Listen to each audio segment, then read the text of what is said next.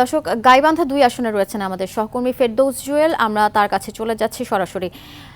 জুয়েল, যেখানে রয়েছেন আপনি, সেখানে ভোটার উপস্থিতি এখন পর্যন্ত কত শতাংশ বলে ধারণা করা হচ্ছে? এছাড়া সার্বিক চিত্র জানাবেন আমাদের। ওকে,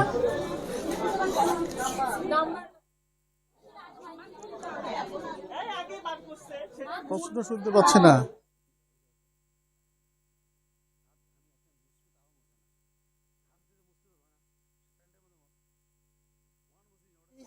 আফসানা, আমি এই মুহূর্তে রয়েছি গাইবান্ধা 2 আসনের উত্তরপাড়া সরকারি প্রাথমিক বিদ্যালয় ভোট কেন্দ্রে। এখানে 5,000 ভোটার রয়েছে। এসব ভোটারের মধ্যে অর্ধেক মহিলা এবং অর্ধেক পুরুষ। এখানে 2 জন প্রিজাইডিং অফিসার রয়েছে আলাদা ভোট কেন্দ্রে। আমি একটু যদি আপনাকে দেখাই যে সকাল থেকে কিন্তু এই ভোট কেন্দ্রে ভোটারের উপস্থিতি আমরা লক্ষ্য করছি। সেই সকাল 8:30 থেকে এখন পর্যন্ত ভোটাররা দীর্ঘ লাইনে দাঁড়িয়ে তাদের ভোটাধিকার প্রয়োগ করছে। আমরা এখানকার প্রিজাইডিং অফিসারের সাথে কথা বলেছি। তিনি জানিয়েছেন যে এই ভোট কেন্দ্রে এখন পর্যন্ত কোনো যে বাধা প্রয়োগ বা কোনো ধরনের অপ্রীতিকর ঘটনা তারা সম্মুখীন হয়নি, যে কারণে এখানে ভোটাররা নির্বিঘ্নে ভোট দিতে পারছে।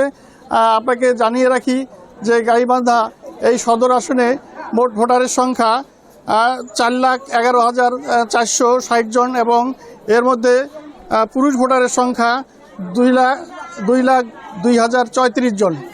এর মধ্যে তৃতীয় লিঙ্গে রয়েছে 9 জন ভোটার।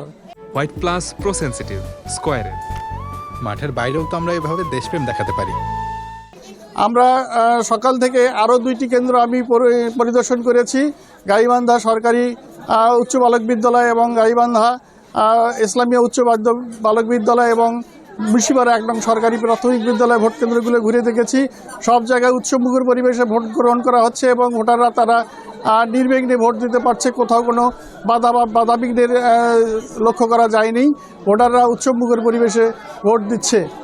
আশা করা যাচ্ছে সারাদিনে যে গোটা জেলায় যে 5টি আসন রয়েছে, 5টি আসনে বিভিন্ন কেন্দ্রে ভোটাররা নির্বিঘ্নে ভোট দিতে পারবেন বলে আশা করা যাচ্ছে।